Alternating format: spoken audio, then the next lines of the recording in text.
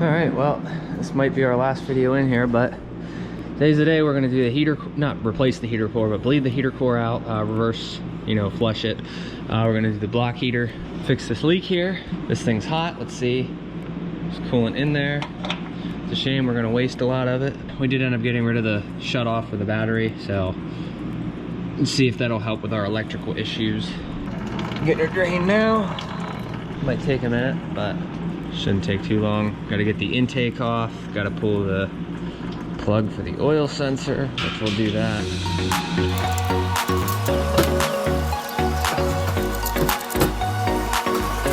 All right, we got the alternator piece off. Now I need to unplug this coolant temp sensor.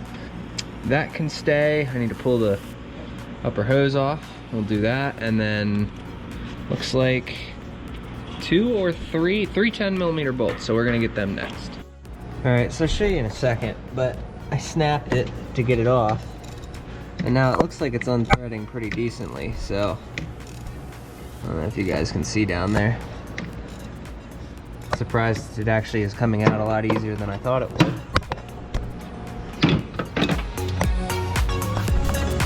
You guys can see, I don't know if you can see that. All right, now we'll get a pry bar in there. Well, that was a pain, but we got it. Oh man, that was brutal. Hey Liam. What's that? What is that? It's pretty bad. There's the cylinder walls in there. All right, can you give me a rag there, buddy? I don't care which one. Right here, right here. Give me a rag. I need a rag too. Give me one. Now, Liam, give me the block heater that's sitting up there. All right, there's the nice new block heater sitting down there. Hopefully it doesn't leak. I've never actually done one of these, so we will see. Seems like it's in there fine. Now we're gonna deal with the thermostat housing. All right, so I know it's crude, but allow me to explain myself. So ever since I put this sensor in, it was good for about, I'd say, a month or so, and then I started noticing a little bit of like residue around it from the coolant, right? So I've been fighting this for the last couple hours, trying to figure out what to do, because I was just gonna order a new one of these and say screw running a temp sensor for a while, but I know that I shouldn't do that, and I don't know where else I wanna put it. So what I ended up doing was I had a nut in there originally. I don't know, this flashlight's kind of, okay, now it's really dead. But there's a nut on the back side, right? And you can't get any wrench on it. You just kind of got to stick your finger in there and hope.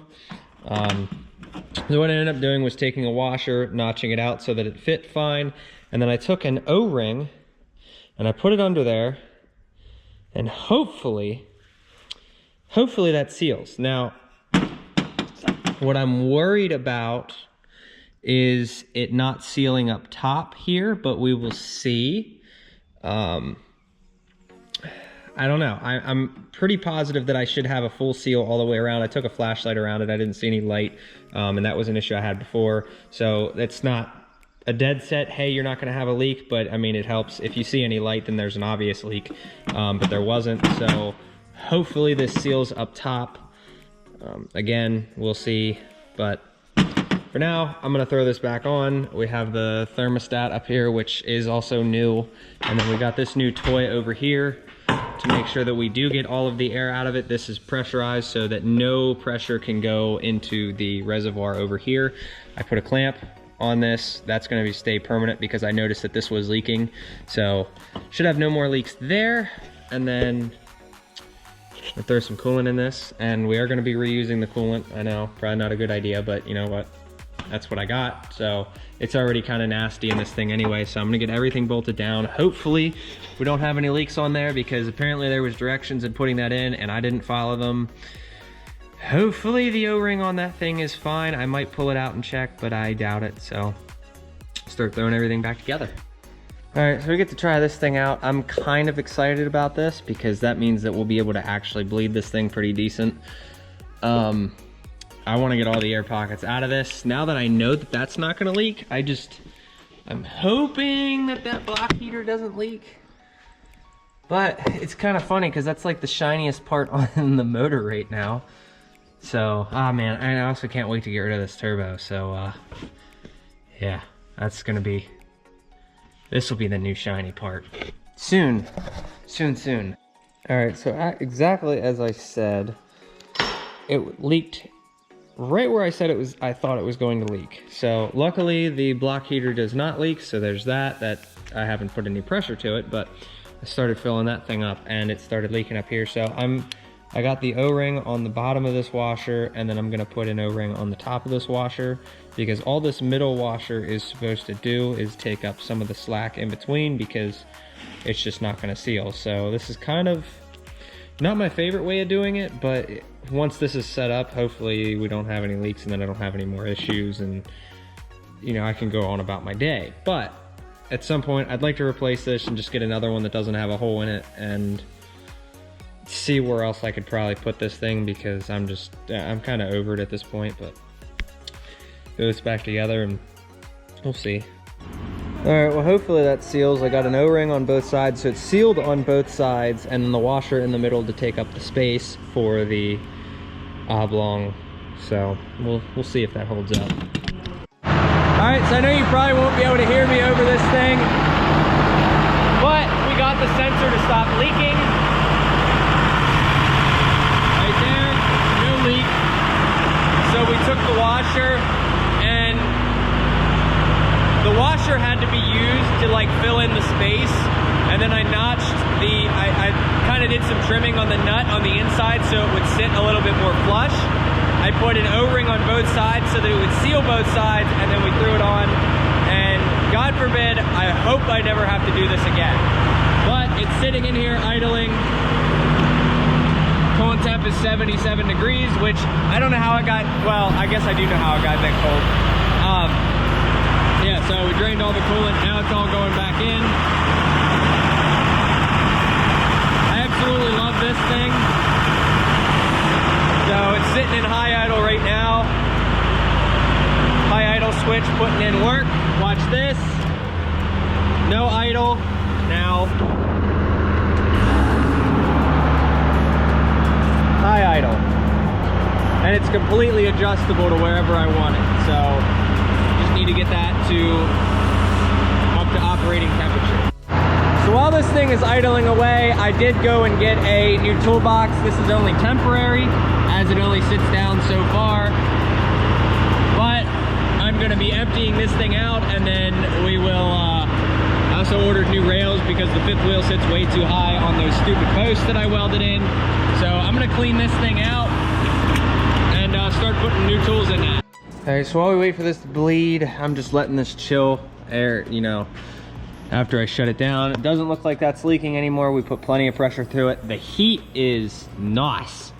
Let's put it that way. The heat is very nice. I haven't done anything with the heater core yet. I probably will come back at a later date if this starts leaking. If it doesn't and the heat works, great. If it starts to give me any problems with either or, I'll end up doing the heater core eventually. But I think in the meantime, I'm gonna order another one of these thermostat housings. I'm gonna order another one. I'm gonna let it sit on the shelf. If this ever leaks again, I'm gonna swap it out and just put in a different one. And then I don't know what I'm gonna do with the coolant temp sensor, but nothing is leaking as of yet, so I'm happy with that. The block heater is working, it's not leaking, so I guess I did a decent job there. I have the cord running out the front here. I need to figure out how I wanna route it and go from there.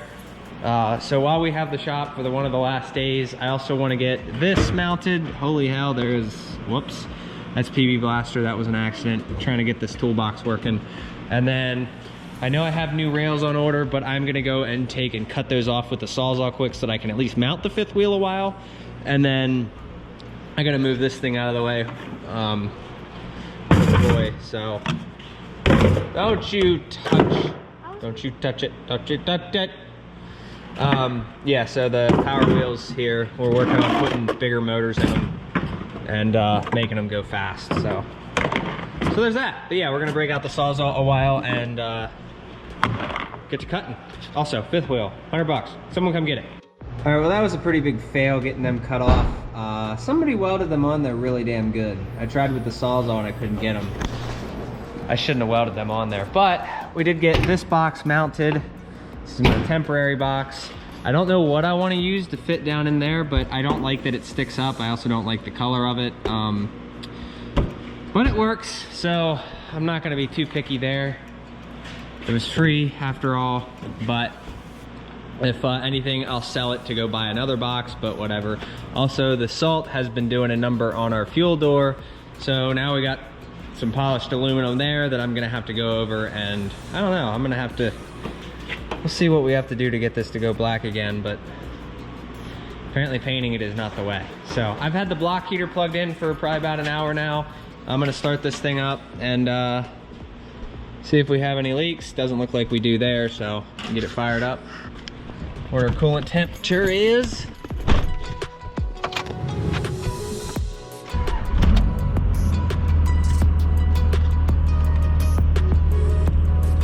Edge.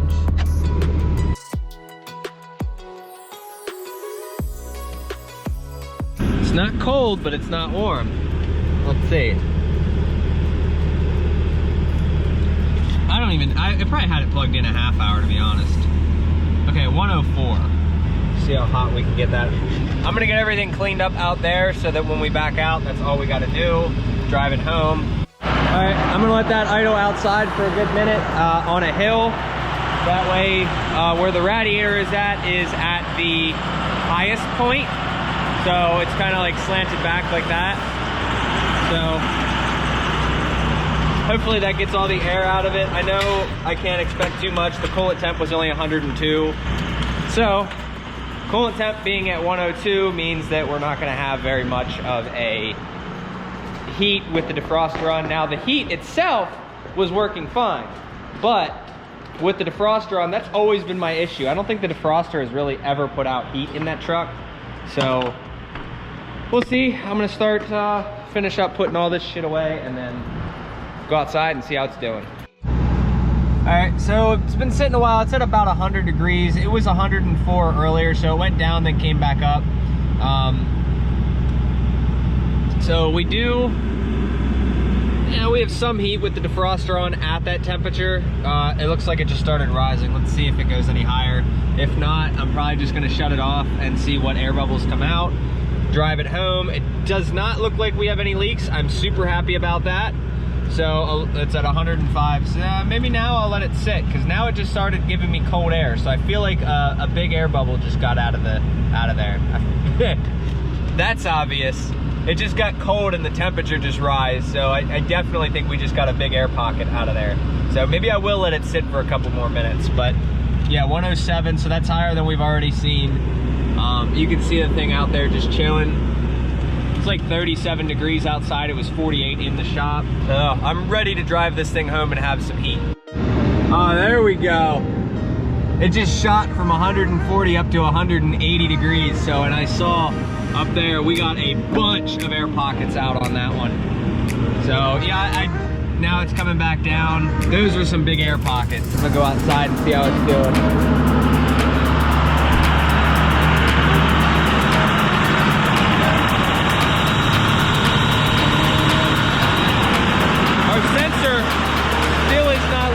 So I think we did all right there with the O-rings on both sides of that washer. I'm happy about that.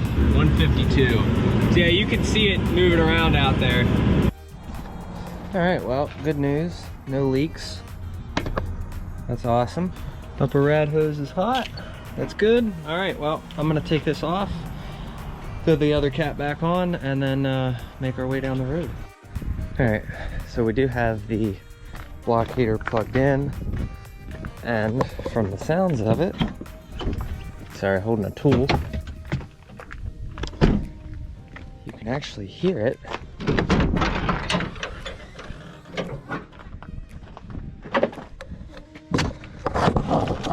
Down in there. You can actually hear it, so we'll see. We're about to leave in about an hour or two, one or the other. And we'll see if the thing works. All right, so the truck's been plugged in for I think 2 or 3 hours now. So I'm gonna start this thing up. Hopefully, I heard the block heater making noises, so I guess that's a good thing. I heard it kind of like sizzling. Let's see, we'll get this thing started.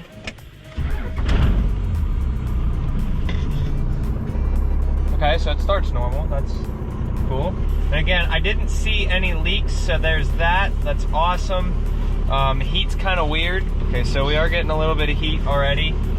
I'm just waiting to see what the gauge tells me. I'm gonna drive this thing to work. I'm gonna feel both of the lines going to the heater core, make sure that they're both warm. Okay, so coolant temp says 77 degrees. I feel like something, we probably have an air pocket somewhere, is what I'm gonna guess. But I'm gonna drive it and we'll go from there. All right, so after driving around for a couple of days, it is very clear that we have a big air pocket. So I'm gonna fill this up and we're gonna bleed the rest of the air out of this today.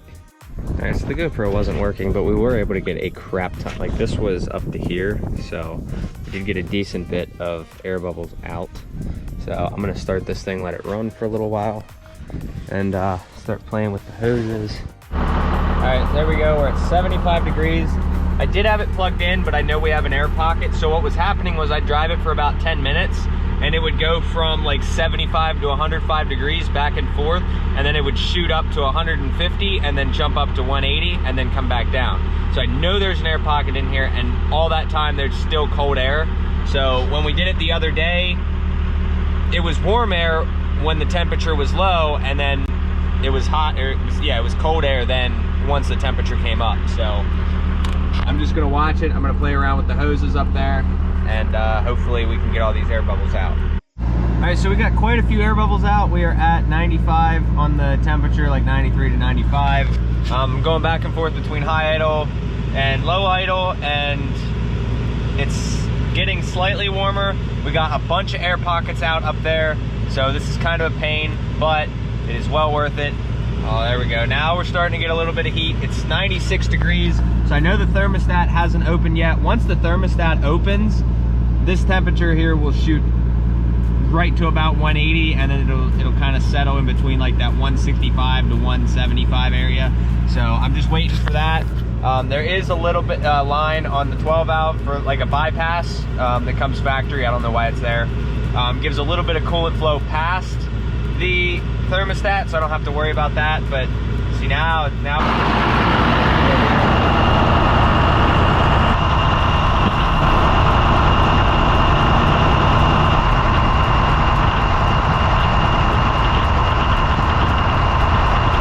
there went a pretty decent bubble,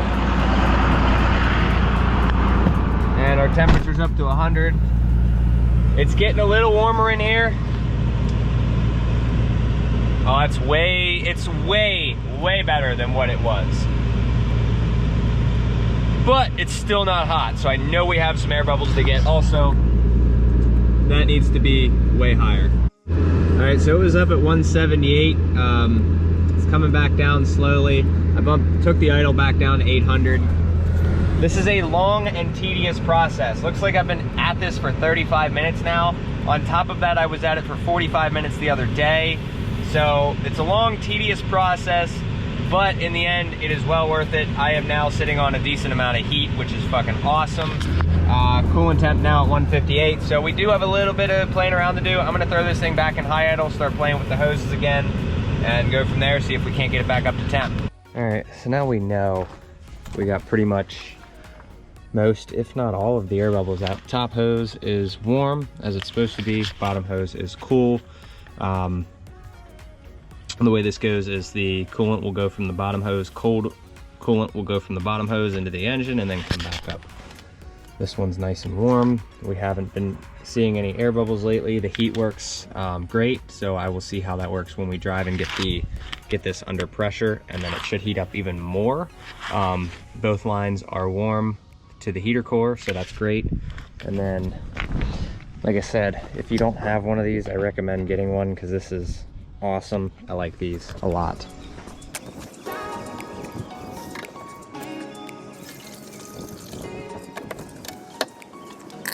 It comes with all your fittings for like a bunch of different vehicles, so universal. I just keep them all in case I need to get somebody else. Put them all in there. Found that This cap works great for the Dodge application. There we go. You'll see there's a seal on the bottom there. Put that in there. On this thing, I don't feel like this would be possible without this or a way to force coolant into the system. So, which would probably be the most ideal way, but this is what we got, so. All right, well, I'm gonna quick drive this down the road. The air's warm right now, so that's great. I'm gonna drive it down the road while the cap is on it so we can let the cooling system build pressure.